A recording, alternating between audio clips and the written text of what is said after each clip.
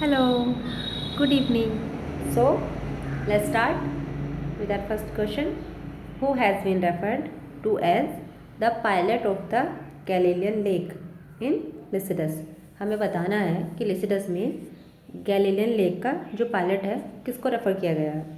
तो वो रेफ़र किया गया था सेंट पीटर को। ओके, अगर इसमें ये पूछा जाए कि एज बैड शेफर्ड किसको डिस्क्राइब किया गया है लिसिडस में, तो वो है इंग्लिश क्लेर्जीमैन। ओके, अगर ये पूछा जाए कि Lycidas is the touchstone of poetic taste, ये किसने बोला है?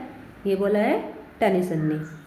ओके, जो ये इलेजी थी लिसिडस 1637 में आई थी, लिखी गई थी इरेगुलर मीटर में और राइम में, और ये डेडिकेट की गई थी उनके जो फ्रेंड थे मिल्टन के, कैम्ब्रिज में फ्रेंड थे कॉलेज वाले एडवर्ड किंग, उनकी मेमोरी में लिखी गई थी, उनको डेडिकेट करते हुए। वो क्या हो गए थे, डूब गए थे। जो उनका शिप था ना, his ship was sank in the Irish sea off the coast of Wales, उसमें डूब के उनका मतलब डेथ हो गई थी, तो उनको डेडिकेट करके उनकी मेमोरी में ये लिखी गई थी। और it is modelled on Spenser's Astrophel. Okay, ये स्पेंसर के एस्ट्रोफल पे मॉडल्ड है। ओके, और इस पोएम को कुछ राइटर्स ने कंपेयर किया है कीट्स के ओड टू ए नाइटिंगेल से। Okay, next question. More is thy due than more than all can pay, ये किसका एग्जाम्पल है, ये बताना है। ओके, तो ये पहले तो आपको मैं एक लाइन बताती हूँ कि लाइन कहाँ पे आई थी। ये जब डंकन है, किंग डंकन मैकबेथ में, जब मैकबेथ युद्ध जीत के आता है ना, तो वो कहता है कि more is thy due than more than all can pay. मतलब वो उसके लिए युद्ध जीत के आया, तो वो कहना चाह रहा है कि he has done so much for Duncan, उसने डंकन के लिए इतना किया है ना कि ही कांट रिपे हिम, वो उसे चुका नहीं सकता। मतलब बोला ना इसमें more is thy due than more than all can pay, तो वो यहाँ पे मैकबेथ को सिम्बलाइज करके ही बोलता है ये लाइन। उसे बोलता है माय नोबल कज़न, ऐसे करके सिम्बलाइज करता है किंग डंकन मैकबेथ को, और तब कहता है कि मतलब मुझे जो है, मैं जो तुमने मेरे लिए किया है ना, युद्ध जीत के आया है उसके लिए, तो वो उसको क्या नहीं कर सकता, वो पे नहीं कर सकता कि तुम्हारे लिए जो है, मतलब मैं कितना भी कोशिश कर लूँ तुम्हें रिवॉर्ड करने की, बट मैं तुम्हें देने के लिए मेरे पास पर्याप्त नहीं होगा।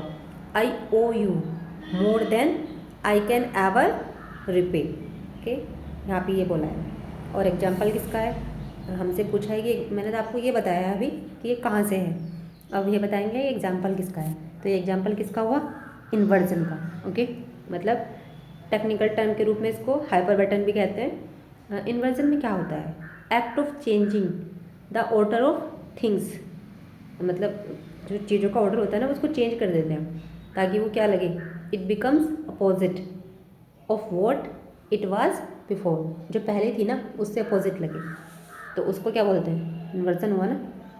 तो इसका आंसर क्या हो गया, फिगर ऑफ स्पीच में क्या हुई, इन्वर्जन हो गई। Okay, next question. William Shakespeare A study of fact and problem 1930, ये किसकी बुक है, याद रखना है, ये बुक है E.K. चैम्बर्स की। Okay, next question. How Milton works, 2001 में आई थी ये बुक है Stanley fish. Okay, surprised bye seen the reader in paradise lost 1967, ये बुक किसकी है, ये भी याद रखनी है, ये बुक है स्टैनली फिश की ही है, ये भी दोनों याद रखनी है आपको। Okay, next question. ये जो बुक हैं इनमें बताने जैसा कुछ है नहीं, लेकिन जहाँ पे कुछ भी किसी भी क्वेश्चन में बताने लायक कुछ होगा मैं आपको डेफिनेटली बताऊँगी। और बताया इसलिए जाता है ताकि हम क्वेश्चन का बैकग्राउंड समझ के उसे क्या कर सकें, अच्छे से रिटेन कर सकें। हम क्या करते हैं, क्वेश्चन को पढ़ते हैं, याद करते हैं, भूल जाते हैं कुछ समय के बाद, लेकिन अगर हम क्वेश्चन को रिलेट करके उसका बैकग्राउंड जान के क्वेश्चन को याद करते हैं, तो मुझे ऐसा लगता है कि वो हमें लॉन्ग टर्म तक याद रहता है, वो काफ़ी समय तक रिटेन रहता है। Okay, next question. Who among the following wrote the poem Caliban upon Setebos, किसने लिखी है ये पोएम, ये पोएम लिखी थी रॉबर्ट ब्राउनिंग ने। अच्छा, कैलिवन किस में आया था? आपको पता होगा, टेम्पेस्ट में आया था।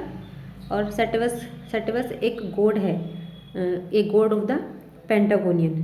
पेंटागोनियन का गॉड है जो वर्शिप, जो जिसकी पूजा की जाती है, जो कैलिवन की मदर होती है ना, साइकोरेक्स। टेम्पेस्ट की समरी तो आपने पढ़ी होगी। तो जो कैलिवन की मदर है साइकोरेक्स, वो उसकी पूजा करती है पेंटागोनियन की। मतलब एक गॉड है पेंटागोनियन का, उसको सेटिवस बोला है। Okay, next question. In foresight saga how is iron appearance describe? Foresight saga में कैसे आयरन के अपीयरेंस को डिस्क्राइब किया गया है? आपको अच्छे से पता है कि फोरसाइट सागा किसका है? गाल्सवर्दी का। उनकी ये सीरीज आई थी, तो इसमें आयरन जो शुरू में दिखाई जाती है। फोरसाइट सागा का फर्स्ट हीरो था मैन ऑफ प्रॉपर्टी, उसमें हीरोइन है आयरन। तो ये बताना है कि वो उसका अपीयरेंस किस तरह से डिस्क्राइब किया गया है। तो उसकी जो आंखें थी वो ब्राउन थी और हेयर कैसे थे? ब्लॉन्डी, मतलब सुनहरे बाल थे उसकी। ओके, और इसके हस्बैंड का नाम आपको पता है, सोम्स फोरसाइट। इसी की वाइफ थी आयरन। और जो आयरन के बारे में एक पॉइंट ये इम्पोर्टेंट है कि जो गाल्सवर्दी की वाइफ थी एडा, उनसे इसकी सिमिलरिटी मानी जाती है आयरन की। क्योंकि आयरन भी क्या होता है, आयरन को दिखाते हैं कि आयरन जो है एक पोसेनी नाम का आर्किटेक्चर होता है, उससे उसके प्यार में पड़ जाती है। पोसेनी कौन होता है? वो जो है सोम्स का अपना, जो उसका सोम्स है आयरन का हस्बैंड, उसका जो नया घर बना रहा होता है, आर्किटेक्चर होता है, वो घर का नाम होता है रोविन हिल। लेकिन लास्ट में क्या होता है, वो एक्सीडेंटली मारा जाता है वोसेनी। अब आप गाल्सवर्दी पे आओ, तो गाल्सवर्दी ने क्या की है? अपनी भाभी से शादी की है, अपने कज़िन की वाइफ से। तो ये कुछ आयरन की सिमिलरिटी मानी जाती थी एडा से। और फोरसाइट सागा उन्होंने अपनी वाइफ एडा को डेडिकेट भी किया है। ओके, तो ऐसे हम रिलेट करके याद कर सकते हैं, सो दैट काफ़ी लॉन्ग टाइम तक हमें रिटेन रहे। Okay, next question. Moods, songs and doggerels of Galsworthy fall under. ये बताना है कि ये क्या है उनका, गाल्सवर्दी का। तो ये क्या है? उनकी पोइट्री है, याद रखना है आपको। ये 1912 में आई थी, ये भी याद रखना है। लिख देती हूँ, just second. 1912। Okay, mood, songs and doggerels. आपको पता है, मैं ऑलरेडी बताया है आपको मैंने कि हमें जो गाल्सवर्दी ने जो वर्क हमने सुने हैं, फोरसाइट सागा, लॉयल्टीज़, ये तो सुने ही हैं, लेकिन जो हमें कम सुने हैं वो पेपर में पूछ ले जाते हैं। डायरेक्ट कुछ आता है नाम और ये पूछ ले जाता है कि ये किसका है, ये किससे बिलोंग करता है, किस राइटर से। तो हमें जो उनके कम सुने वर्क हैं उनको भी ध्यान से पढ़ना है। Okay, next. The poem Peter Bell was written in reply to which poem? जो पोएम है पीटर वेल, वो किस पोएम के रिप्लाई में लिखी गई थी? तो जो कॉलेज है, कॉलेज का एनिसेंट मान्य। अभी कैसे याद रखेंगे? आपको पता है कॉलेज किसके फ्रेंड थे? विलियम वर्ड्सवर्थ के। तो विलियम वर्ड्सवर्थ ने ही पीटर वेल लिखा है, तो हम याद रखेंगे, इसको ऐसे रिलेट करके याद रखेंगे कि उन्होंने किसके उसमें लिखा होगा, किसके रिप्लाई में? कॉलेज के एनिसेंट मार्नर। एनिसेंट मार्नर क्या है?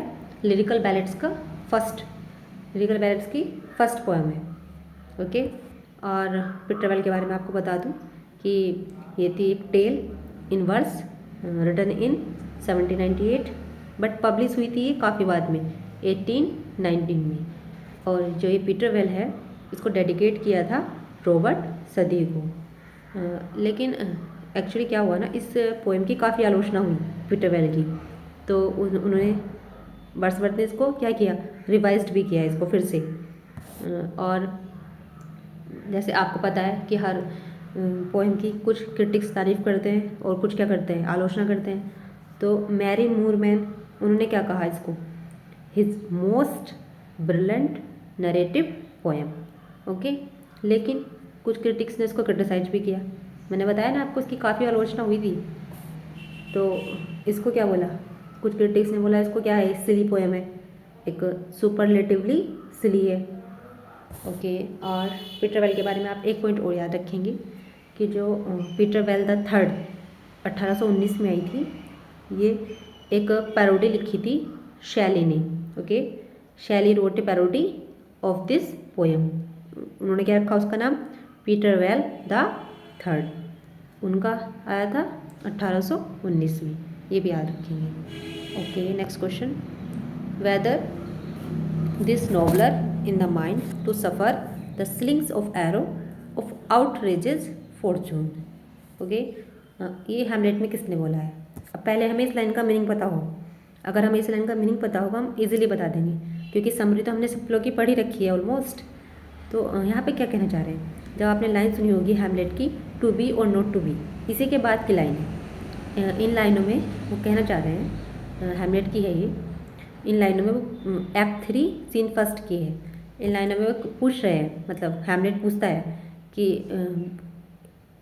वो whether this nobler in the mind to suffer the slings of arrow of outrageous fortune. मतलब वो कहना चाह रहा है कि ये बेटर रहेगा क्या? It would be better to deal with life, life के साथ डील करना बेटर रहेगा क्या? किसके लिए? जो ओकेजनली हमारी लाइफ में कभी कभी अच्छी चीज़ें होती हैं ना, मोस्टली हमें ऐसा लगता है ना हमारे साथ गलत हो रहा है, हमारे साथ बुरा हो रहा है, लेकिन जो कभी कभी अच्छा होता है केवल उसके लिए जीना बेटर रहेगा क्या? उसके साथ डील करना, ऐसी लाइफ के साथ, या फिर क्या करें, एंड दिस लाइफ, या फिर इस लाइफ को एंड कर ले ताकि किसी चीज़ से डील ही ना करनी पड़े। ओके, यहाँ पे हैमलेट कह रहा है ये इस फ्रेज में। इसी से पहले बोलता है ना वो लाइन, टू बी और नॉट टू बी, जियो या मर जाओ, मतलब ना जियो। ओके, तो इस जो फ्रेज़ है इसमें एक्चुअली शेक्सपियर ना कंपेयर कर रहे हैं किसकी? फॉर्चून की, भाग्य की, एक आर्चर से। आर्चर कौन होते हैं? जो एरो चलाते हैं ना, लिखा है ना एरो ऑफ आउटरेजेस फॉर्चून, वो भाग्य की एक आर्चर से, जो आर्चर जो एरो चलाता है उसके जो है वो उसको क्या कर रहे हैं? कंपेयर कर रहे हैं। हैमलेट काफ़ी हर्ट है ना वो माइंड से, तो वो उसको लग रहा है कि ऐसे नोबलर माइंड, मतलब ऐसे नोबल माइंड को भी, वाले व्यक्ति को भी इन लाइफ की चीज़ों से, सिटी थिंग से डील करनी है या क्या करना है, या फिर एंड दिस लाइफ, इस लाइफ को एंड करना है। ओके, तो इतना बता दिया, आपको याद हो गया होगा, समझ में आ गया होगा किसने बोला है ये? हैमलेट ने बोला है। Okay, next question, O nature though has fed my lofty speculation and in thee for this uneasy heart of ours I find a never failing principle of joy and purest passion। ये line कहाँ पे है? ये काफ़ी precise होकर बताना पड़ेगा। ये तो पता चल रहा है प्रेलूड की है, लेकिन प्रेलूड की किस बुक की है हमें ये बताना है। ओके, तो ये प्रेलूड की बुक सेकंड की है। प्रेलूड की बुक सेकंड में क्या है? स्कूल टाइम दिखाया है। ओके, इसमें क्या होता है, जो स्टोरी है ना बुक सेकंड में, वो वर्ड्सवर्थ की एजुकेशन के बारे में बताया है।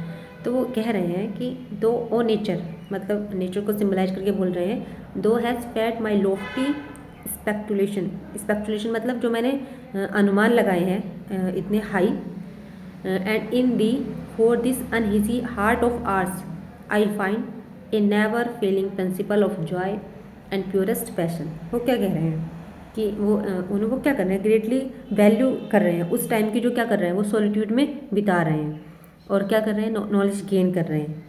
और उन्होंने वहाँ पे क्या करा, मैंने आपको बताया ना सेकेंड लाइन में, उन्होंने स्कूल बॉयज़ को भी ज्वाइन कर लिया है, और वो क्या कर रहे हैं? एक्सप्लोर कर रहे हैं beauty of nature in lakes and mountain.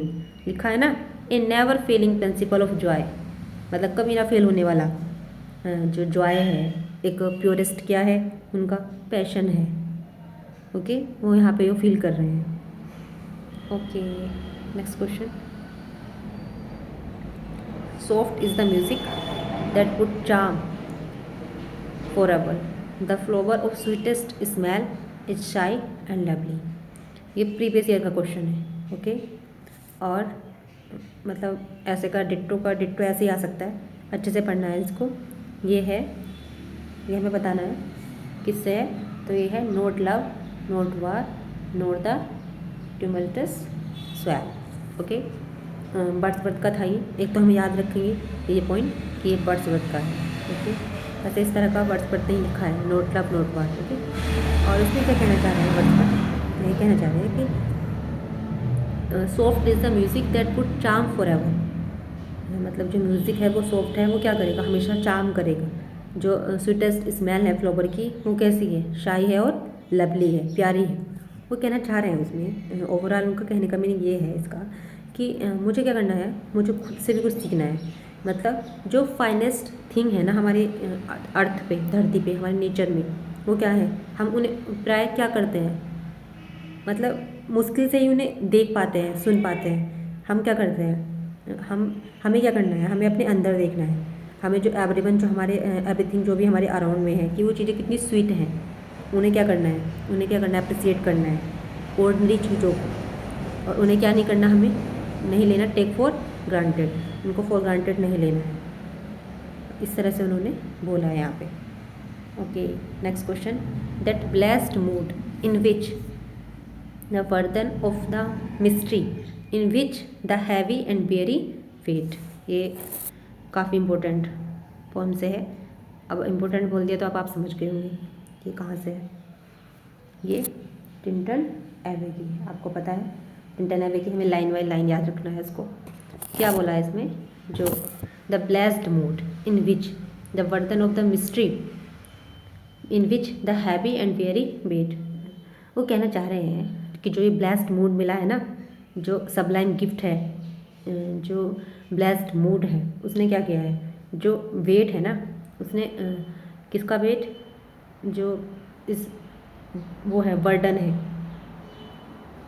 अर्थ पे, उसे क्या कर दिया है, उसे लाइटर कर दिया है, हल्का कर दिया है। जो एक ब्यूटिस फॉर्म है ना, उन्होंने क्या दिया है, उनको एक ब्लेस्ड मूड दिया है। उसने क्या किया है, जो संसार का बोझ है ना, उसको क्या कर दिया है, लाइटर, लिखा है ना वेरी वेट, उसको लाइटर कर दिया है। तो वो क्या कर रहे हैं, वो रिकॉल कर रहे हैं किसको, ब्यूटिस फॉर्म को, लैंडस्केप की। कहाँ से, from the bank of Wye नदी के किनारे, WYE, ओके। और जो सारे जो मिस्टीरियस लिखा है ना, मिस्ट्री, जो all of the mysterious aspect हैं वर्ल्ड के, उन्हें क्या कर दिया है, स्टॉप बॉदरिंग हिम, उन्होंने उन्हें परेशान करना बंद कर दिया है। मतलब क्या कर रहे हैं, वो नेचर का एंजॉय ले रहे हैं। मूड कैसा है उनका, बहुत ही ब्लेस्ड है, ओके, ऑसम मूड है। और वो अपने आप को लाइट फील कर रहे हैं, करते हैं ना हम भी, जब हम कभी नेचर में जाते हैं, एकांत होकर बैठते हैं, तो फिर फील करते हैं लाइट लाइट सा, ऐसे ही उनको फील हो रहा है, ओके। नेक्स्ट क्वेश्चन, लास्ट वाले TGT में ये क्वेश्चन आया था, ऑन शेक्सपियर का हमसे ईयर पूछा था। इस बार हमसे क्या पूछा है, मतलब इस बार हमसे क्या पूछ सकते हैं, ये पूछ सकते हैं कि ये किस फॉर्म में लिखा हुआ था। तो ऑन शेक्सपियर 1630 में आया था, ओके। और ये लिखा है कपलेट फॉर्म में, ये भी याद रखना है आपको, ओके। आयम्बिक पेंटामीटर में लिखा हुआ था और हीरोइक कपलेट में थी ये पोम, याद रखेंगे, okay. Next question, who is the author of the poem at a solemn music, कौन है इस पोएम का author, at a solemn music, वो है मिल्टन, ये भी याद रखेंगे, इजी है, okay. Next question, at a solemn music, direct आ सकता है ये क्वेश्चन, याद रखना है क्योंकि हमने इसका नाम कम सुना है। टू साइडवेक स्किनर, ये सोनेट किसका है, ये भी किसका है, ये भी मिल्टन का है, ये भी याद रखना है, ओके। नेक्स्ट क्वेश्चन, ये वो वाले वर्क हैं जो हमने कम सुने हैं लेकिन पेपर में पूछे जा सकते हैं। The hidden Wordsworth, poet, lover, रिविल, spy, 1998 में आई थी एक बायोग्राफी वर्ड्सवर्थ पर, ये किसने लिखी, ये आपने नहीं सुना होगा, ये लिखी है Kenneth Ray Johnson, okay. Next question, who praise Wordsworth, किसने वर्ड्सवर्थ की प्रशंसा की है, 10 इस प्रकार कि nature herself took the pen out of his hand, nature ने ना खुद उसके हाथों से क्या लिया है, पेन ले लिया, और लिखा है with where sheer penetrating power, एक अत्यंत, सीयर मतलब एक अत्यंत, पेनिट्रेटिंग, एक अत्यंत पेनिट्रेटिंग पावर के साथ लिखा है। नेचर ने खुद पेन ले लिया है वर्ड्सवर्थ के हाथ से, आपको पता है वर्ड्सवर्थ नेचर के बारे में लिखते थे, तो वर्ड्सवर्थ को इस तरह से प्रशंसा की है। अब हमें ये बताना है कि ये प्रशंसा उनकी किसने की है। तो ये प्रशंसा की है अर्नोल्ड ने। ओके, याद रखेंगे। अर्नोल्ड ने बोला है कि वर्ड्सवर्थ के हाथों से खुद ही नेचर ने पेन लेके खुद ही इतना लिखा है ना, इतना प्यारा लिखा है इस तरह से। Okay, next question.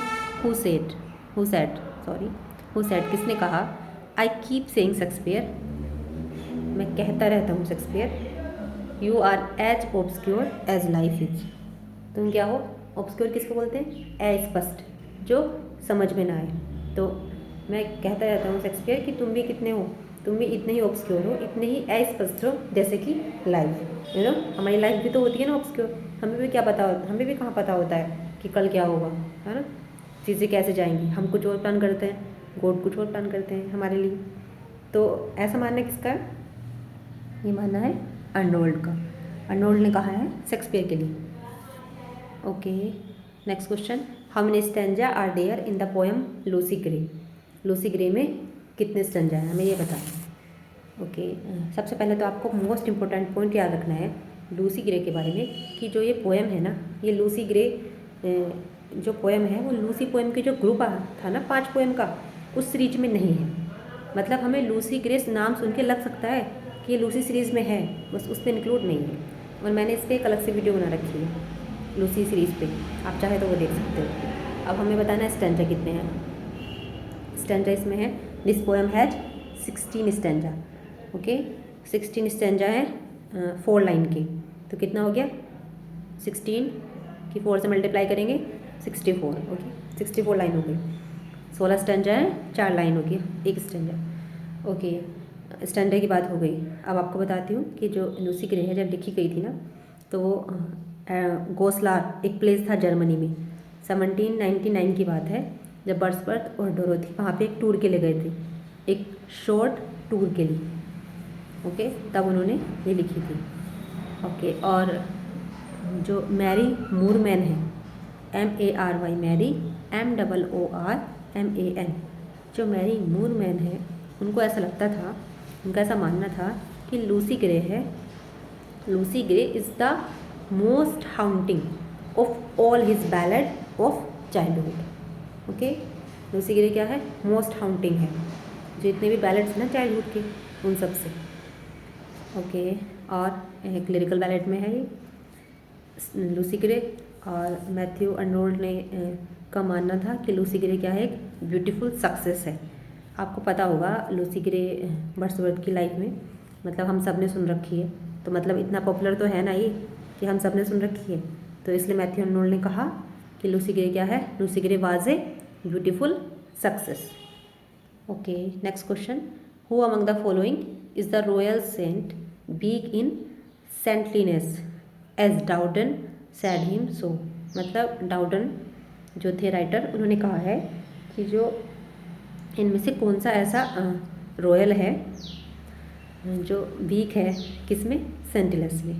अब आप इसको कैसे याद रखेंगे? इसका याद करने का तरीका ये है, जैसे मैंने याद किया है, सेंटिलेस 6। ओके, सेंटिलेस 6, तो कौन हो गया ऐसा किंग? कौन हुआ? हेनरी 6। ये हेनरी 6 की बात चल रही है। ओके, याद रख लेंगे ना? Okay, next question. In is which play other than Julius Caesar? ऐसा कौन सा प्ले है जूलियस सीजर से अलग, जिसमें शेक्सपियर ने क्या किया है? Depicted the Roman better than the Roman writer themselves have done. Okay, ये क्वेश्चन आपको बता दूं नेट में आया था, नेट का आया हुआ क्वेश्चन है ये। हमें ये बताना है कि जो जूलियस सीजर है, जूलियस सीजर से दूसरा, जूलियस सीजर तो रोमन प्ले है, हमें सबको पता है। ओके, तो ऐसा जूलियस सीजर से दूसरा अलग ऐसा कौन सा प्ले है जिसमें शेक्सपियर ने रोमन को इतने अच्छे से प्रेजेंट किया है कि खुद रोमन राइटर नहीं कर सके, खुद उनसे नहीं हुआ? ये किस प्ले की बात चल रही है, ये बताना है। ओके, तो ये बात चल रही है कोरियोलिनस की। ओके, याद रखेंगे। Next question 23। To see him act is like reading Shakespeare by flashes of lightning. ये भी नेट का क्वेश्चन है, किसके बारे में शेक्सपियर का ऐसा कौन सा शेक्सपियरियन एक्टर था जिसके बारे में कोलरिज ने ये लाइन लिखी है कि जब वो एक्ट करता है ना स्टेज पे तो ऐसा लगता है कि जैसे हम क्या कर रहे हैं, शेक्सपियर को पढ़ रहे हैं बाई फ्लैशेस ऑफ लाइटिंग। जैसे लाइट की फ्लैश पड़ती है ना, लाइट की चमक, ऐसा लगता है। कोलरिज ने ये बात की है एडमंड कीन के बारे में। ओके, नेट में आया हुआ है क्वेश्चन है। ओके, याद रखेंगे। एडमंड कीन एक ऐसा शेक्सपियरियन एक्टर था जिसको जब वो एक्ट करता है तो ऐसा लगता है कि हम किसको पढ़ रहे हैं, शेक्सपियर को पढ़ रहे हैं। Okay, next question, which of the following is not a work by doctor Johnson. हमें ये बताना है कि इसमें से कौन सा वर्क है डॉक्टर जॉनसन का नहीं है। अब बात करते हैं preface to the English dictionary. ये 1755 में आई थी, डॉक्टर जॉनसन की ही है। प्रीफेस टू शेक्सपियर, इसके बारे में तो पता नहीं हम कितनी बार मेंशन कर चुके हैं अभी तक। यह आया था 1765 में। Okay, lives of English poet, इसमें आपको बता दूं कि 52 पोएट के बारे में लिखा है जॉनसन ने लाइव्स ऑफ इंग्लिश पोएट में। 1779 में पब्लिश हुआ था ये। तो कौन सा हुआ ऐसा फिर जो डॉक्टर जॉनसन ने नहीं है, नहीं जिन उनका जो वर्क है वो है काउली। ओके, काउली नाम का कोई वर्क नहीं लिखा डॉक्टर जॉनसन ने। नेट का क्वेश्चन है, ये भी नेट का क्वेश्चन है। Edward wants Bingo deals with the life of.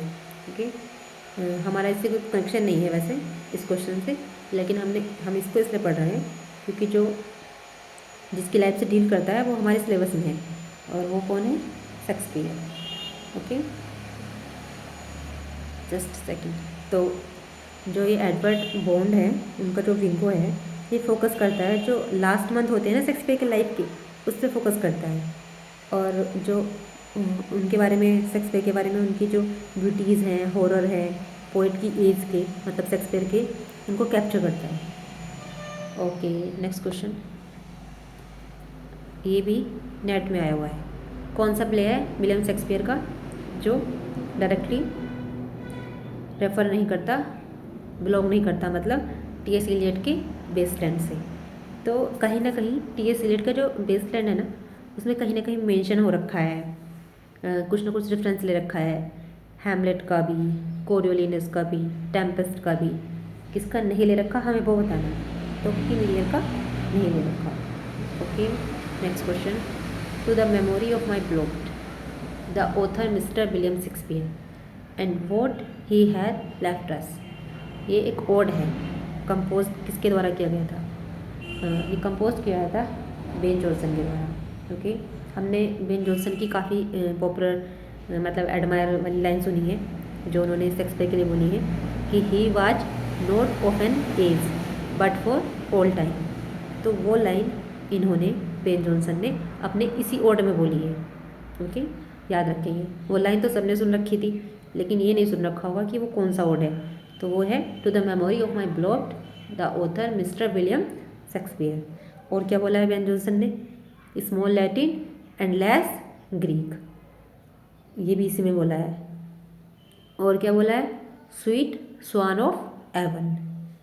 Okay, next question, the separation of style in accordance with class appear more consistently in than in medieval work of literature. जो style का separation है ना, in accordance with class appear, वो consistently दिखाई देता है। वो हमें बताना है कि किसके प्ले में दिखाई देता है, किसकी बात चल रही है। ये बात चल रही है शेक्सपियर की। मतलब शेक्सपियर अच्छे से दिखा पाते हैं सेपरेशन ऑफ स्टाइल, स्टाइल का सेपरेशन। ओके, जो मिडिवल वर्क है ना लिटरेचर का, medieval work of literature and art, उससे ज़्यादा शेक्सपियर दिखा पाते हैं कंसिस्टेंटली। ओके, ये मानना। Next question, Matthew Arnold Margaret Atwood. जो मार्गरेट एटवुड हैं उन्होंने क्या किया, has tried a revisionist writing, उन्होंने रिवीजन किया writing of a crucial scene. एक क्रूशियल सीन है हैमलेट में, क्या था, गर्ट्रूड टॉक्स बैक। अगर ये पूछा जाए गर्ट्रूड कौन थी, ये तो आपको पता ही होगा, हैमलेट की मदर थी।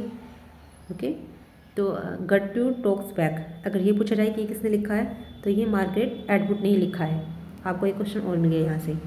तो जो ये क्रूशल सीन है हैमलेट में, उसको डिवाइस किया है मार्garet एटवुड ने। तो इस सीन में जो एटवुड है वो क्या करते हैं, एक रेफरेंस के साथ आते हैं to the name of an implied listener. किस नाम से, एक इम्प्लाइड लिसनर होता है इसमें। तो कौन है वो इम्प्लाइड लिसनर, तो वो कौन है? अब आप बताओ किसकी बात चल रही है, आपके अकॉर्डिंग कौन हो सकता है? कौन है वो? हैमलेट ही हो सकता है ऑब्वियसली। हैमलेट और गर्ट्रूड का एक बार आपको याद होगा, अरे ऐसे तो बहुत सारे सीन हैं जो हैमलेट और गर्ट्रूड के हैं, उसकी माँ थी। आगे चलता है, sorry just a second. Next question, match the phrases with character. हमें मैच करना है, कौन सा किससे मिलेगा। अब आप देखते हैं कौन सा किससे मिलता है। अब आप देखो, मोटी प्लस मैलिग्निटी, जो जिसका कोई उद्देश्य नहीं होता, ऐसी दुर्भावना कौन रखता है? बताओ कौन रखता है ऐसी दुर्भावना? ऐसी दुर्भावना तो याको रखता है ना? याको रखता है ना शेक्सपियर के प्ले में, ओथेलो में। इतना कुछ खास मोटिव भी नहीं था उसका, लेकिन फिर भी वो ओथेलो को क्या करके, ओथेलो को मैनिपुलेट करके उससे डेस्डेमोना का मर्डर करवा देता है। ओके, रीजन इन मैडनेस, ये कौन है? रीजन इन मैडनेस किसके बारे में बोला जाएगा? पहले हम ये मिलाते हैं जो हमको याद है, टू बी और नॉट टू बी। ये कौन है? ये कौन बोलता है टू बी और नॉट टू बी? ये है हैमलेट। अभी बताया था ना मैंने आपको, जीयू या मरू। ओके, रीजन इन मैडनेस, ये कौन है? ये है किंग लियर। ओके, मतलब सब full of horrors, you know horrors. Horrors किस में आता है? ये सब हॉरर वगैरह, बीचेस वगैरह किस में आती है? मैकबेथ में। तो हो गया, मैच हो गया अच्छे से। नेट में आया हुआ क्वेश्चन है ये। ओके, हमें एक क्वेश्चन से 4 पॉइंट जानने को मिले। ओके, तो इसके अकॉर्डिंग कौन सा हो गया? फर्स्ट का डी। तो कौन सा हो गया हमारा इसके अकॉर्डिंग? हमारा हो गया ऑप्शन नंबर सी। फर्स्ट का डी, सेकंड का थर्ड का फर्स्ट और फोर्थ का सेकंड। आप देख लेना। और next question, steeling herself to the murder, Lady Macbeth calls on to unsex me here, choose the right option to fill in the blanks. You know, Lady Macbeth क्या करती है? Macbeth को आपको पता होगा, मैकबेथ को मोटिवेट करती है मारने के लिए। किसको? किंग डंकन को। ये तो पता ही है ना आपको, वो चाहती है ना कि मैकबेथ राजा बन जाए। तो वहाँ पे जब उनमें बातें चल रही होती हैं, तो वो कहती है, वो किसको, मतलब हमें बताना है कि वो किसको इन्वोक कर रही है, किसके कह रही है वो। तो वो कह रही है जो स्पिरिट ऑफ हेल है ना, हेल, यू नो, हेल की जो स्पिरिट है, उससे कह रही है कि मुझे क्या करो। मतलब वो कहना चाह रही है ना कि अनसेक्स मी हेयर। इसका मतलब क्या हुआ? इसका मतलब तो ये हुआ ना कि वो यहाँ कहना चाह रही है कि मुझसे जो वो वीकनेस है ना, जो एक फ़ीमेल में होती है ना, आपको पता है कि जो फीमेल होती है उनको क्या माना जाता है कि वो थोड़ी सेंसिटिव होती हैं, ज़्यादा, मतलब इस तरह के काम, किसी का मर्डर करना, ये सब उनके लिए करना मुश्किल होता है। इस तरह का फिनोमेन है। ओके, तो वो यहाँ पे यही बोल रही है स्पिरिट ऑफ हेल से कि जो मेरे अंदर जो ये फीमेल वो है ना वीकनेसेस, तो उन्हें क्या करो, मुझसे ले लो, ताकि मैं क्या कर सकूँ, किंग डंकन का मर्डर कर सकूँ। ओके, इसलिए कहती है वो लेडी मैकबेथ। और इसी वजह से कॉलेज लेडी मैकबेथ को फोर्थ विच भी कहता है। 3 विच तो इसमें ऑलरेडी थी, और तो फोर्थ विच को किसको बुलाते हैं? कॉलेज लेडी मैकबेथ को। ये क्वेश्चन भी आ सकता है। Okay, next question, who speaks the following line and whom. ये लाइन कौन बोलता है और किससे बोलता है, ये बताना है। O look upon me sir, hold your hands in benediction over me, no sir you must not kneel. कौन बोल रहा है? ये कॉर्डेलिया बोल रही है अपने फादर से। लियर की सबसे अच्छी वो बेटी तो कॉर्डेलिया ही होती है ना। तो वो बोल रही है कि लियर जो थोड़ा अनकॉन्शियस रहता है उस समय, मतलब उसको ऐसा लगता है ना कि जब वो अपनी दोनों बेटियों से धोखा खा लेता है रीगन से। ओके, उनसे जब अपनी दोनों बेटियों से धोखा खा लेता है, तो वो क्या करता है, अनकॉन्शियस हो जाता है। तो और फिर जब उसको लास्ट में पता चलता है कि मेरी सबसे अच्छी बेटी कोर्डेलिया थी, और बहुत ही पिटीफुल कंडीशन में आ जाता है, इतनी पिटीफुल कंडीशन में कि हमें किंग लीयर पे दया आने लगती है कि इतना उसने क्राइम नहीं किया था, इतना कुछ कमिट नहीं किया था क्राइम, जितनी उसको सज़ा मिली है ना। इसके लिए बोली भी जाती है एक लाइन किंग लीयर के लिए कि he is more sin against than sinning, है ना, इतना पाप भी नहीं था जितना उसको सज़ा मिली है। तो जब वो अनकॉन्शियस रहता है मतलब, तो वो कहते ही है, तब यहाँ पे मतलब कोर्डेलिया का सीन है, कोर्डेलिया लीयर से कहती है, थोड़ा लास्ट में ही है ये, वो look at me sir, look upon मी मतलब लुक एट मी सर, वो अपने फादर के लिए कह रही है, होल्ड योर हैंड, अपने हाथ अपने किस पे रखो, ओवर मी मतलब मेरे सर पे रखो, मुझे क्या दो, आशीर्वाद दो, बेनेडिक्शन मतलब गिव मी योर ब्लेसिंग, मुझे क्या दो, अपना आशीर्वाद दो। No sir you must not kneel, तुम्हें क्या नहीं करना, झुकना नहीं है मतलब, ओके, मुझे क्या करना है, आशीर्वाद देना है, अपने फादर की से बोल रही है Cordelia. Okay, next question, who of the following are being talked about in the following line, किसके बारे में बात हो रही है, you seem to understand me by each at once her choppy finger laying upon her skinny lips, you should be women and yet your beard forbid me to interpret. Okay, ये बताना है कि ये कहाँ पे आया है। देखो ये नेट का क्वेश्चन है, ये भी नेट में आया है। इसमें क्या बोला है, इसमें जो बिचेज होती है ना मैकबेथ में, जस्ट ए सेकेंड, जो बिचेज होती है मैकबेथ में वहाँ का सीन नहीं, जो बैंको होता है, बैंको और क्या होता है, बैंको और मैकबेथ क्या कर रहे हैं, वो जा रहे हैं किंग डंकन के महल में, जीत के आया ना वो, तो वो क्या करते हैं, वो बिचेज को देखते हैं, चुड़ैलों को देखता है, कौन सबसे पहले, हाँ ये तो याद रखना है आपको, सबसे पहले बैंको देखता है चुड़ैलों को, जब वो बिचेज को देखता है ना तो उसको लगता है कि कौन है क्रीचर्स, इतना इन्होंने अपने आप को वाइडली ड्रेस्ड कर रखा है, वे ऐसे लग ही नहीं रहे जैसे धरती के रहने वाले हों लोग, लेकिन फिर भी वे धरती पे हैं।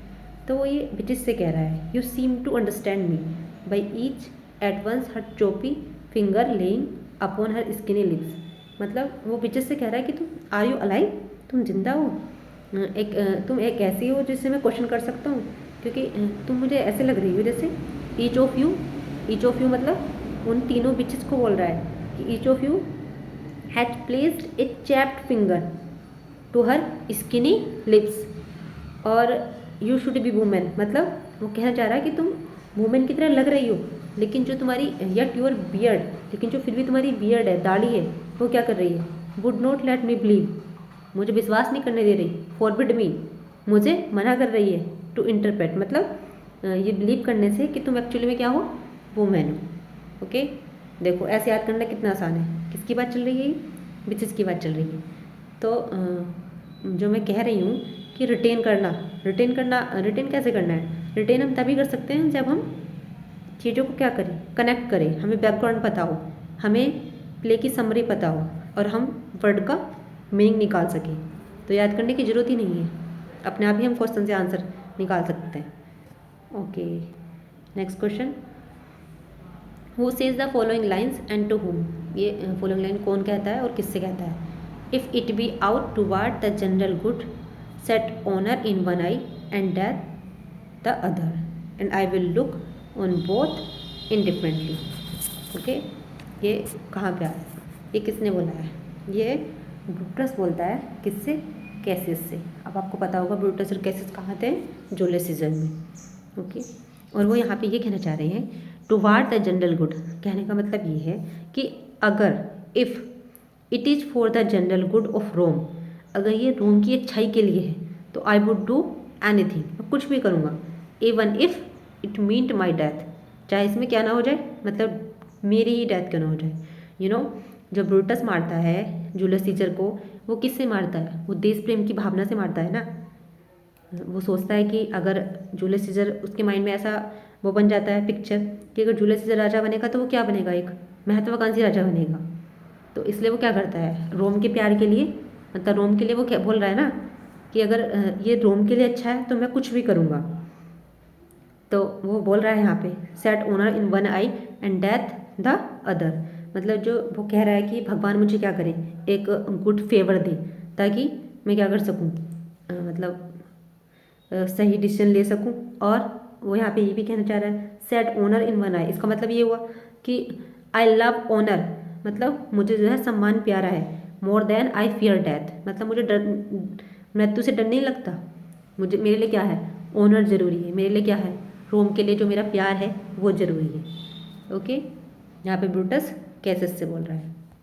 Okay, next question, in which of his novel does Italo Calvino, okay, जो इटालो कैल्विनो है अपने किस नॉवल में कंस्ट्रक्ट, ये भी नेट का क्वेश्चन है, construct his narrative through a tarot pack of cards and reinterpret the Western canon, providing new version of Oedipus Rex, Faust, Hamlet, Macbeth and King Lear।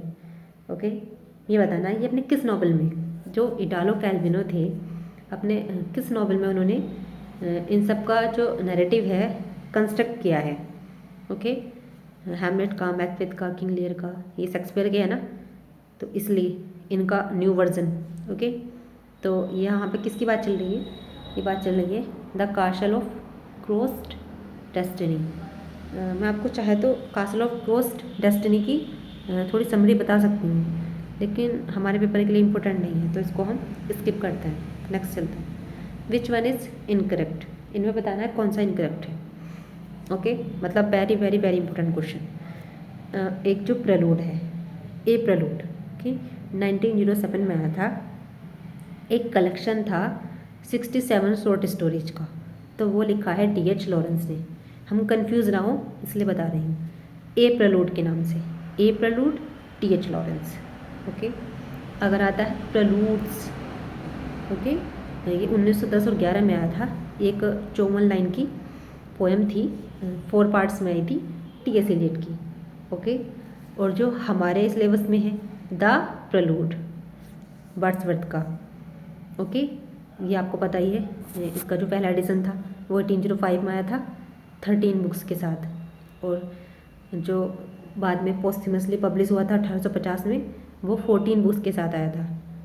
Okay, 14 books के साथ, तो इसके according हमारे सारे option क्या हो गए, सही हो गए। ये क्वेश्चन भले ही ना आए इस तरह से, लेकिन हमें याद रखना है कि जो ए प्रलूड है वो डी.एच. लॉरेंस से बिलोंग करता है, प्रलूड्स टी.एस. एलियट से बिलोंग करता है, और द प्रलूड जो हमारे सिलेबस में है वो वर्ड्सवर्थ से बिलोंग करता है, सो दैट अगर इनमें से कोई भी आए तो हम कंफ्यूज ना हो। Okay, next question, in which sonnet does Milton express his love for his wife. Milton किस सोनेट में एक्सप्रेस करते हैं, मिल्टन का एक सोनेट नंबर 9 है, to a virtuous young lady. तो सोनेट नंबर 9 में, sorry just a second, sonnet number 9 में जॉन मिल्टन क्या करते हैं, शुरू करते हैं इस पोएम को एड्रेस करते हुए एक लेडी को, जो मतलब उनके साथ थी उनके प्राइम ईयर में, प्राइम ईयर मतलब शुरू के सालों में उनके साथ थी। तो इस तरह से मिल्टन ने लिखा था to a virtuous young lady, sonnet number 9 था। What is the significance of the number 40, क्या महत्वपूर्ण है ये जो 40 नंबर है मिल्टन के सोनेट में, ये बताना है क्या महत्ता है इसकी। तो इसका महत्व इतना है कि मिल्टन ने क्या किया था, it is the age at which he began writing sonnet, इस एज में ही उन्होंने सोनेट लिखना शुरू किए थे, ये महत्वपूर्ण। Okay, in which of the following do these line occur, किस लाइन में ये लाइन कहाँ पे आती है, poets don't write for poets alone but for man, poet केवल पोएट के लिए नहीं लिखते बल्कि मैन के लिखते हैं ना, कॉमन मैन के लिए। द पोएट मस्ट क्या करना है, पोएट को क्या करना है, डिसेंड मतलब फ्रॉम हिज सपोज्ड हाइट, अपनी जो उनकी सपोज्ड हाइट है ना उससे उतरना चाहिए, और एक ऑर्डर, तो इस तरह से चीज़ मतलब अपने वर्क को मेंटेन करना है, ऑर्डर उसको क्रम में रखना है, टू एक्साइट कि वो एक्साइट कर सके रैशनल सिंपैथी को, ओके, रैशनल सहानुभूति को, तार्किक, and he must express himself, उन्होंने खुद को एक्सप्रेस करना चाहिए as other man express themselves, जैसे मतलब कॉमन, आप बता दो मुझे कि कॉमन लैंग्वेज में लिखने की बात कौन करता है, वर्ड्सवर्थ करते हैं ना, वर्ड्सवर्थ ने बोला है, वर्ड्सवर्थ ने डिफाइन किया है a man speaking to a man, तो वर्ड्सवर्थ का कौन सा है इसमें आप अच्छे से पहचानते हो, preface to the lyrical ballad. Okay, तो हम इजी से पहचान जाएंगे इसको। कनेक्ट करके याद करेंगे तो उन्होंने बोला है प्रीफेस टू लिरिकल बैलेट में बोला है कि poetry is the most philosophical of all writing. सारी राइटिंग में सबसे जो फिलोसफिकल है ना वो पोइट्री है। और उन्होंने क्या बोला है, उन्होंने लिरिकल बैलेट में ये भी बोला है कि for all good poetry is the spontaneous overflow of powerful feeling. Okay, next question, who among the following said, किसने कहा है प्रीफेस टू लिरिकल बैलेट में एक्सप्लेन किया है the process of the type of poetry Wordsworth wrote. किसका मानना था कि वर्ड्सवर्थ ने जो है जो preface of the lyrical ballad है उसमें एक्सप्लेन किया है कि पोएट्री का जो प्रोसेस है वो क्या है। ये मानना था आई ए रिचर्ड का। ओके, आई रिचर्ड का मानना था कि वर्ड्सवर्थ ने एक्सप्लेन किया है प्रोसेस, पोएट्री का process preface to the lyrical ballad में। Okay, next question, about which of the following book has this remark been made, किस बुक में रिमार्क बना है it can not be read too often, यह प्राय नहीं पढ़ी जा सकती। Every time it seems to contain something new and unexpected, मतलब हर बार जब भी हम पढ़ते हैं ना तो हमें ऐसा लगता है कि कुछ न्यू है इसमें और अनएक्सपेक्टेड है जिसकी हमने एक्सपेक्टेशन ना की हो। इसको माना जाता है बिगनिंग ऑफ न्यू एज। तो किसकी बात हो रही है ये बात हो रही है preface to the lyrical ballad की। यहीं से माना जाता है ना रोमांटिक हिट की स्टार्टिंग। और प्रीफेस टू लिरिकल बैलेट को क्या कंसिडर किया गया है, the Magna Carta of romanticism. तो क्यों बोला गया है इसको, ऐसे तो नहीं बोला गया होगा ना, तो इस तरह से उनको अप्रिशिएट किया है। Next question, what is Wordsworth looking at in composed upon Westminster bridge, वो क्या देख रहे हैं वर्ड्सवर्थ, तो वो देख रहे हैं ए सिटी, एक शहर को। अब मैं बताती हूँ कि क्या होता है। जो कंपोज्ड अपॉन वेस्टमिनिस्टर ब्रिज है, एक पेट्रार्कन सोनेट है वर्ड्सवर्थ का, उसमें वो डिस्क्राइब कर रहे हैं मतलब लंदन को। लंदन पे जो रिवर थेम है ना, थेम्स नदी, वहाँ पे मतलब वो खड़े हैं, व्यू है वहाँ का। और वेस्टमिनिस्टर ब्रिज मतलब पता है आपको, पुल बना हुआ है थेम्स नदी पे। अर्ली मॉर्निंग लोकेशन, मतलब जो टाइम है वो अर्ली मॉर्निंग का है। और उस समय वो खड़े होके वो क्या कर रहे हैं, वो सोच रहे हैं सिटी के बारे में, शहर के बारे में। और वो देख रहे हैं कि जो ब्रिज से क्या देख रहे हैं, वो सिटी की ब्यूटी देख रहे हैं, शहर की सुंदरता को। और तभी क्या होता है, तभी ना उनके माइंड में एक्नॉलेज करता है कि जो इंडस्ट्रियल फोर्स है, जो आधुनिक युग है, वो क्या कर रहा है, शहर को क्या कर रहा है, इसको ट्रांसफॉर्म कर रहा है, इसको बदल रहा है। जो औद्योगिकरण है ना, इंडस्ट्रियल, वो बदल रहा है किसको, शहर की ब्यूटी को, सिटी की।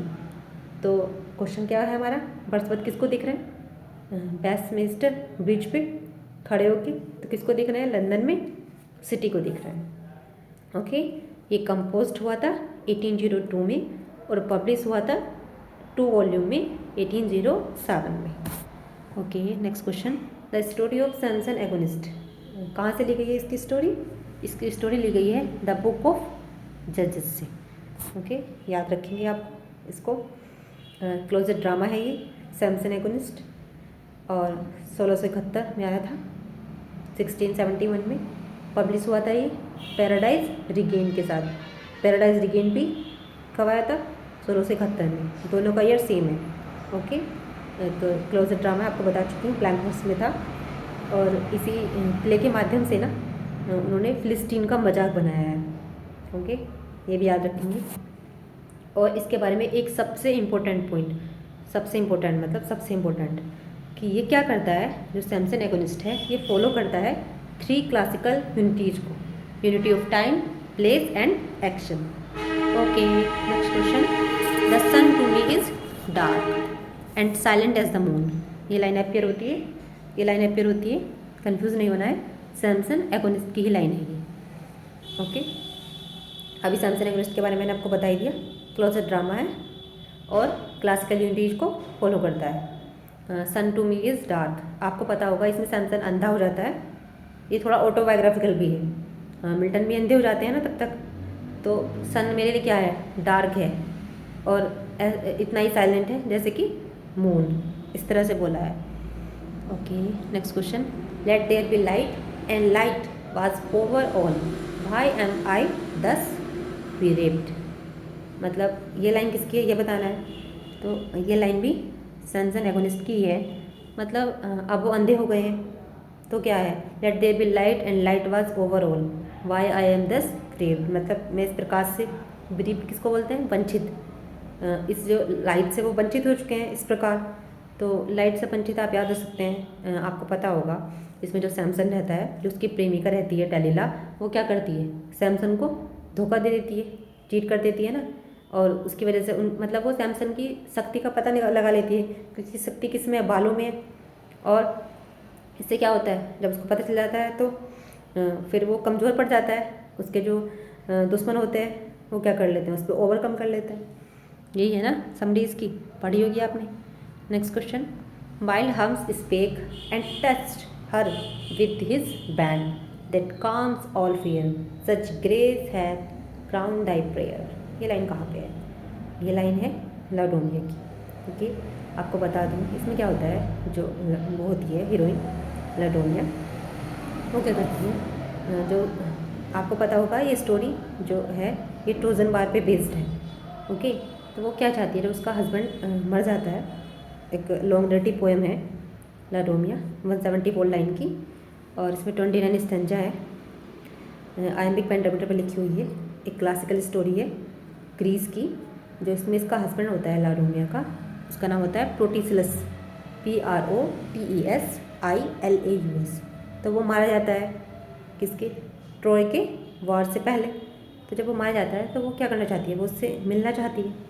तो वो क्या करती है, तो उसमें जब ये होते हैं ना हम हर्मीज़, जो ये हर्मीज़ लिखा है ना, माइल्ड हर्मीज़, जो वो जेंटल हर्मीज़ है ना, वो क्या करते हैं, वो उनसे कहती है कि वो उसे अपने हस्बैंड से मिलना है, मतलब वो उनसे इस तरह का इन्वोक करती है।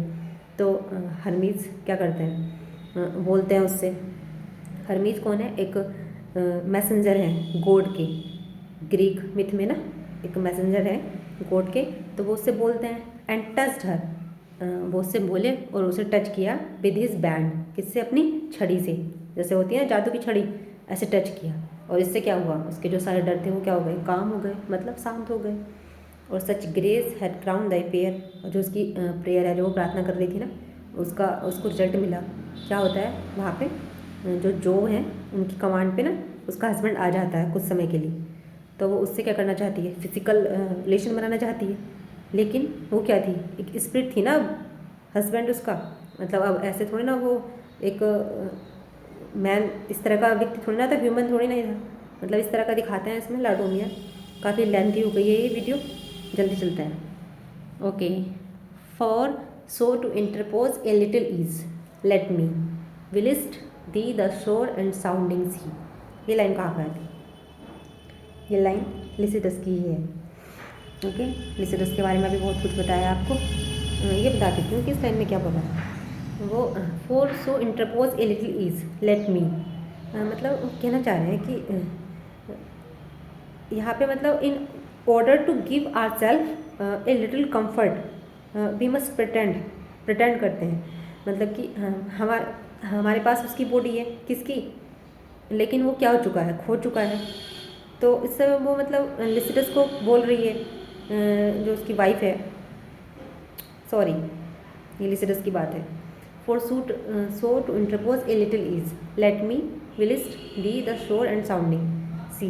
मतलब इसमें ये कहना चाह रहे हैं कि वो थोड़ा लिसिडस में क्या होता है, वो एडवर्ड किंग की डेथ पे शोक मना रहा है ना अपने फ्रेंड की। मैंने लिसिडस के बारे में आपको बताया था।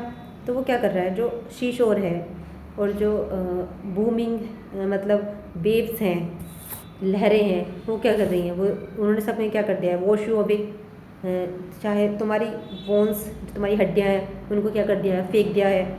मतलब इस तरह से लिसिडस काफ़ी लेंथी है, 193 लाइन की है, और आप इसको लाइन टू लाइन नहीं पढ़ सकते, बस जहाँ जहाँ इसकी जो थोड़ी इंपॉर्टेंट कोट हैं उनके बारे में थोड़ा उनका मीनिंग निकाल के रिलेट करके याद करना है आपको। यहीं पे मतलब वो अपने फ्रेंड को याद कर रहा है इसमें, और वो कह रहा है कि हम थोड़ी देर के लिए खुद को बड़ी लिटिल कंफर्ट दे दें, प्रिटेंड कर लें कि हमारे पास वो है, लेकिन जो समुद्र है उसकी लहरों ने उसको क्या कर दिया है, बहा दिया है, धो दिया है, मतलब उसके याद कर रहा है वो अपने फ्रेंड को।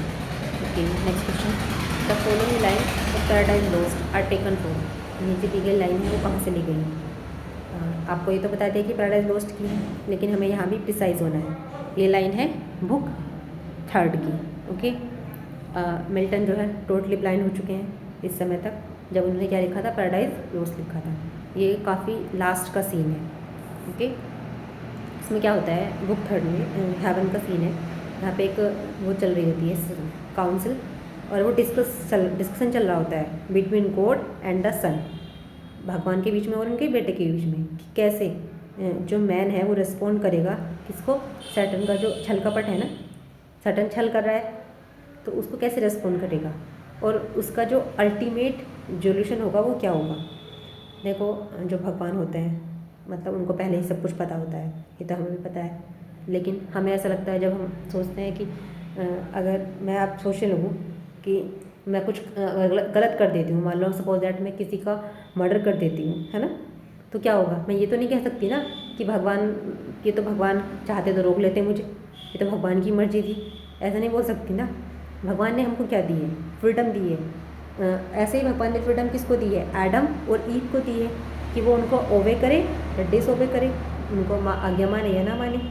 गॉड ने तो उनको पहले ही उनको वो दे दी थी ना चेतावनी, कि वो उनको वो फॉरबिडन फ्रूट नहीं खाना है ना।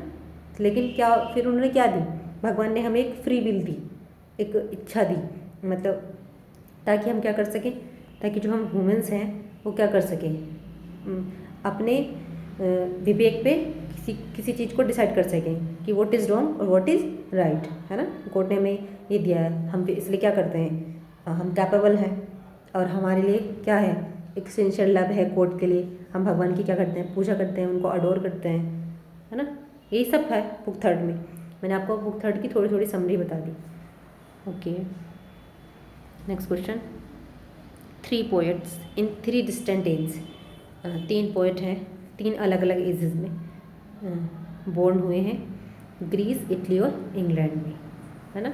उनको वहाँ पे डिड अडोन किया गया। फर्स्ट इन लॉफ्टीनेस, जो पहला है loftiness of thought, surpass. Next किस में, मैजेस्टी में, और आखिरी वाला दोनों में। जो नेचर की फोर्स है ना वो आगे नहीं गई, जो थर्ड वाला है ना उसने उन जो पहले वाले 2 थे उनको ही ज्वाइन कर लिया। इस तरह से मिल्टन की प्रेज कौन करता है, तो इस तरह से मिल्टन की प्रेज आपने सुना होगा, ड्राइडन का एक एपिग्राम आया था, एपिग्राम ऑन मिल्टन। ओके, ये आया था 1688 में, तो उसमें इस तरह से उन्होंने मिल्टन को प्रशंसा की है। ओके, नेक्स्ट क्वेश्चन, नेक्स्ट और लास्ट क्वेश्चन हमारा, not favoured sports alone but the whole earth, the beauty war of promises that which sets. ये किस लाइन से कोट है ये बताना। ओके, 1804 में लिखी गई थी, पब्लिश हुई थी कॉलेज के द्वारा 1810 में। किसकी बात कर रही हूँ मैं ये, अब आपको समझ में आ गया होगा, फ्रेंच रिवॉल्यूशन की। जो फ्रेंच रिवॉल्यूशन है एक पार्ट है प्रिलूड का ही, जो बुक सेकंड है उसका ही पार्ट है। इसमें जो मतलब पोएम है, जो ये फ्रेंच रिवॉल्यूशन, ये क्या करती है, ये कैपिचुलेट करती है इमोशंस को। जो इंथुजियास्टिक सपोर्टर थे ना फ्रेंच रिवॉल्यूशन की, फ्रेंच रिवॉल्यूशन कब हुई थी, 1789 में, तो उसमें उसको वो क्या करती है, उन इमोशंस को रिकैपिचुलेट करती है। मैं आपको बता दिया, not favoured sports alone but the whole earth, मतलब फ्रेंच रिवॉल्यूशन के बारे में थी, मतलब उस समय थी, समझ लो आप कहने का क्या है, नॉट फेवर्ड स्पोर्ट्स अलोन, एक अकेला स्थान नहीं, मतलब एक अकेला स्थान नहीं पसंद, बल्कि होल अर्थ, पूरी अर्थ हमारी है ना। जब रिवॉल्यूशन होती है तो इस तरह की बातें होती हैं ना, आप ऐसे रिलेट करके याद कर सकते हैं। The beauty bore of promise that which shed. Okay, इस तरह से आप उसको कनेक्ट करके याद कर सकते हैं। Okay, thank you.